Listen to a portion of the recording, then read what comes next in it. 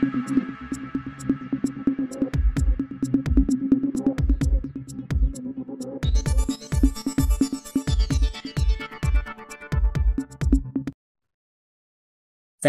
Engineering कंपनीने मार्चमध्ये संपलेल्या तिमाहीचे निकाल जाहीर केलेत. कंपनीचा नफा 46 कोटी रुपयांवर पोहोचलाय. वर्षभरापूर्वी ह्या तिमाहीत कंपनीचा नफा 35 कोटी रुपये इतका होता. तर कंपनीचे उत्पन्न 618.5 कोटी रुपयांवरून 745.8 कोटी रुपयांवर पोहोचले. एबिटा वाढून 125.8 कोटी रुपये झाले, जो एका वर्षापूर्वी या तिमाहीत 95.5 कोटी होता. एबिटा मार्जिन 15.4% वरून 16.9% वाढले. गुरुवारी कंपनीचा शेअर 3.19% वाढीसह 1059 रुपयांवर बंद झाला. गेल्या एका वर्षात कंपनीच्या शेअर्समध्ये 37.23% वाढ झाली आहे. पोकर्णा कंपनीने तिमाही निकाल जाहीर केलेत. कंपनीचा नफा 10.7 कोटी रुपयांवरून 15.5 कोटी रुपये इतका वाढलाय. तर कंपनीचे उत्पन्न 161.2 कोटी रुपयांवरून 161.6 कोटी रुपये झाले. गुरुवारी कंपनीचा शेअर 0.44% वाढीसह 501.55 रुपयांवर बंद झाला. गेल्या वर्षभरात हा स्टॉक 31.24% वाढलाय. तर शेअरचा 52 वीक हाय 599.10 रुपये इतका आहे. केनेस टेक्नॉलॉजीने तिमाही निकाल जाहीर केलेत. कंपनीचा नफा 41.2 कोटी रुपयांवरून 81.2 कोटी रुपये इतका वाढलाय. कंपनीच्या नफ्यात ही वाढ 97% इतकी आहे. कंपनीच्या उत्पन्नातही वाढ झाली आहे. कंपनीचे उत्पन्न 364.5 कोटी रुपयांवरून 637.3 कोटी रुपये झाले. गुरुवारी कंपनीचे शेअर्स 1.22% घसरणीसह 2586.95 रुपयांवर बंद झाले. गेल्या एका वर्षात कंपनीच्या शेअरमध्ये 121.24% वाढ झाली आहे. जेके पेपरने तिमाही निकाल जाहीर केलेत. कंपनीचा नफा 280 कोटींवरून 275.6 कोटी रुपये इतका घसरलाय. तर कंपनीचे उत्पन्न 1719 कोटी रुपये इतके कायम राहिले. मार्चमध्ये संपलेल्या तिमाहीत कंपनीचा एबिटा घसरून 358 कोटी रुपये इतका झालाय, जो एका वर्षापूर्वी 483 कोटी इतका होता. एबिटा मार्जिन 28.1% वरून 20.8% पर्यंत घसरले. गुरुवारी कंपनीचा शेअर 1.51% वाढीसह 350.20 रुपयांवर बंद झाला. त्रिवेणी टर्बाईनने तिमाही निकाल जाहीर केलेत. मार्च अखेर संपलेल्या तिमाहीत कंपनीचा नफा वाढून 75.6 कोटी झालाय. वर्षभरापूर्वी ह्या तिमाहीत कंपनीला 55.5 कोटी रुपयांचा नफा झाला होता.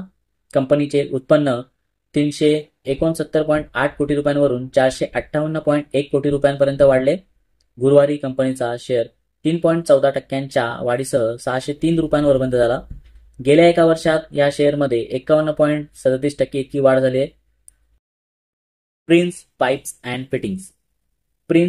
अँड फिटिंग्सने तिमाही निकाल जाहीर केलेत. कंपनीचा नफा 42% घसरून 54.6 कोटी रुपये इतका झालाय. एका वर्षापूर्वी ह्या तिमाहीत कंपनीचा नफा 94.1 कोटी रुपये होता. कंपनीचे उत्पन्न 3.2% घसरून 740.1 कोटी रुपये झाले. एका वर्षापूर्वी ह्या तिमाहीत कंपनीचे उत्पन्न 764.4 कोटी रुपये होते. गुरुवारी कंपनीचा शेअर 2.26% वाढीसह 662.50 रुपयांवर बंद झाला.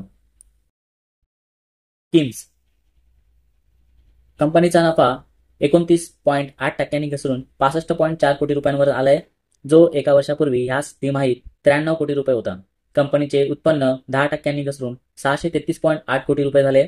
गेल्या वर्षी ह्या तिमाहीत कंपनीचे उत्पन्न 576 कोटी रुपये होते. गुरुवारी कंपनीचे शेअर 0.81% घसरणीसह 1938 रुपयांवर बंद झाले. गेल्या वर्षभरात हा शेअर 26.63% वाढला आहे. सांघवी मूव्हर्स लिमिटेड कंपनीने तिमाही निकाल जाहीर केलेत. कंपनीच्या नफ्यात 40.71% वाढ झाली. कंपनीचा नफा 33.92 कोटी रुपयांवरून 47.73 कोटी रुपयांवर पोहोचलाय. कंपनीच्या उत्पन्नात 30%हून अधिक वाढ झाली आहे. कंपनीचे उत्पन्न 126.82 कोटी रुपयांवरून 165.44 कोटी रुपयांवर पोहोचले. कंपनीने निकालांसह शेअर विभाजन म्हणजे स्टॉक स्प्लिट आणि लाभांश म्हणजे डिव्हिडंड ही जाहीर केलाय. संघवी मूव्हर्सच्या बोर्डाने 6 रुपये इंटरिम डिव्हिडंड जाहीर केलाय.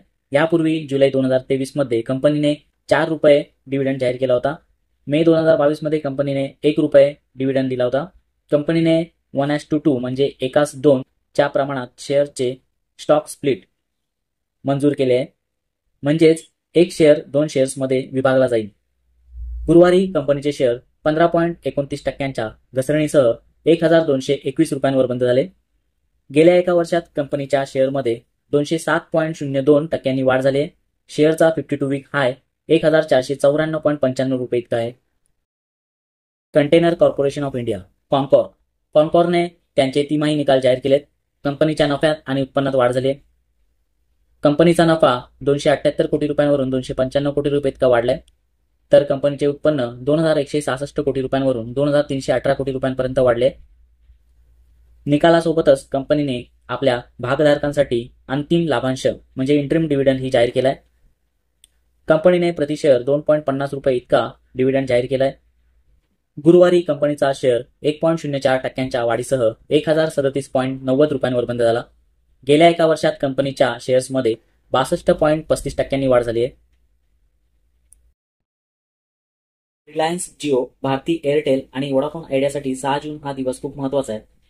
दूरसंचार क्षेत्रातून एक मोठी बातमी समोर आली आहे. स्पेक्ट्रम लिलावाला चांगला प्रतिसाद मिळालाय. दूरसंचार कंपन्यांनी ₹4,350 कोटी अर्नेस्ट मनी डिपॉझिट म्हणजेच EMD जमा केले आहेत. या लिलावात कंपन्या किती कोटी रुपये खर्च करतील हे ठरते. स्पेक्ट्रम लिलावात 3 कंपन्या सहभागी होणार आहेत. भारती एअरटेलने ₹1,050 कोटी EMD जमा केलाय, तर रिलायन्स जिओने ₹3,000 कोटी EMD जमा केलाय, तर वोडाफोन आयडियाने ₹300 कोटी जमा केले. गेल्या लिलावात कंपन्यांनी ₹21,800 कोटी EMD जमा केल्याची माहिती आहे. स्पेक्ट्रमचा लिलाव 6 जून रोजी होणार आहे. सरकार सुमारे ₹93,000 कोटी स्पेक्ट्रमचा लिलाव करणार आहे. वेदांताने 16 मे रोजी झालेल्या बैठकीत ₹8,500 कोटी उभारण्यास मंजुरी दिली आहे. याशिवाय कंपनीने प्रति शेअर ₹11 अंतिम लाभांश म्हणजेच इंटरिम डिव्हिडंड जाहीर केलाय. कंपनीने डिव्हिडंडसाठी 25 मे ही रेकॉर्ड डेट ठरवली आहे. गुरुवारी वेदांताचा शेअर 0.87% घसरणीसह ₹433.60 बंद झाला. शेअरचा 52 वीक हाय ₹449 इतका आहे आणि गेल्या एका वर्षात शेअरमध्ये 55.16% इतकी वाढ झाली आहे.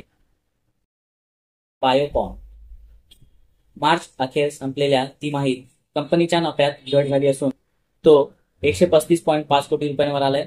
एका वर्षापूर्वी हा तिमाहीत कंपनीचा नफा ₹313.2 कोटी इतका होता, तर कंपनीचे उत्पन्न 3.8% वाढले. कंपनीचे उत्पन्न ₹3,773.9 कोटी वरून ₹3,917 कोटी इतके झाले. गुरुवारी कंपनीचा शेअर 0.95% घसरणीसह ₹308.95 बंद झाला. गेल्या वर्षभरात हा शेअर 25.87% वाढलाय. शेअरचा 52 वीक हाय ₹321.20 इतका आहे. PB फिनटेक शुक्रवारी कंपनीच्या शेअरमध्ये मोठा ब्लॉक डील दिसू शकतो. या ब्लॉक डीलचा आकार ₹1,053 कोटी असू शकतो. ही ब्लॉक डील सवलतीत करता येईल. सध्याच्या किमतीपेक्षा 6% कमी दराने हा व्यवहार होऊ शकतो. प्रमोटर डीलमधून 1.86% स्टेक विकू शकतात. ब्लॉक डीलसाठी फ्लोअर प्राइस ₹1,258 प्रति शेअर असू शकते. कंपनीचे शेअर्स गुरुवारी 5% वाढून ₹1,338 बंद झाले. गेल इंडिया कंपनीने LNG कॅरियरसाठी पूल कंपनीसोबत 14 वर्षांचा करार केलाय. कॅरियरचा टाइम चार्टर 2025च्या सुरुवातीपासून प्रभावी होईल. भारतातील सर्वात मोठी नैसर्गिक वायू कंपनी गेल इंडिया लिमिटेडने चौथ्या तिमाहीत 2,177 कोटींचा नफा नोंदवलाय, की जो मागील तिमाहीच्या तुलनेत 23% घसरलाय. डिसेंबर 2023ला संपलेल्या तिमाहीत कंपनीचा नफा 2,842 कोटी इतका होता. गुरुवारी कंपनीचे शेअर 2.07% घसरणीसह ₹196.60 बंद झाले. शेअरचा 52 वीक हाय ₹196.60 इतका आहे. वोडाफोन आयडिया कंपनीने आपले तिमाही निकाल जाहीर केलेत. मार्चमध्ये संपलेल्या तिमाहीत कंपनीचा तोटा वाढला असून तो 7,674.6 कोटी पोहोचलाय. डिसेंबर 2023च्या शेवटच्या तिमाहीत कंपनीला 6,900 86 कोटी रुपयांचा तोटा झाला होता. कंपनीचे उत्पन्न 10,673.1 कोटी रुपयांवरून 10,606.8 कोटी रुपयांवर घसरले. वोडाफोन आयडियाचा शेअर गुरुवारी 0.76% घसरणीसह 13.10 रुपयांवर बंद झाला.